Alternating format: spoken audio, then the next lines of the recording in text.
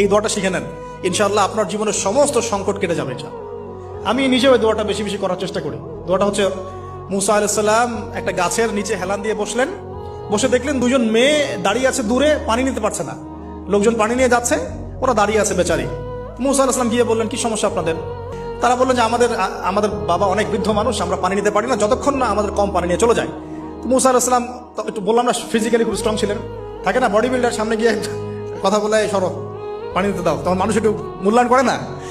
তো মুসা আলাইহিস সালাম এভাবে পানি নিয়ে দিলেন এবং বাছুরদেরকে পানি পান করালেন, করিয়ে গাছের নিচে এসে বসে আছেন।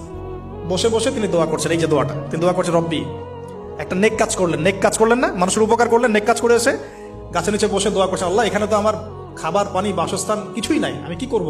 রব্বি ইন্নি লিমা আনজালতা ইলাইয়া মিন খায়রিন ফাকির, রব্বি ইন্নি লিমা আনজালতা ইলাইয়া মিন খায়রিন ফাকির।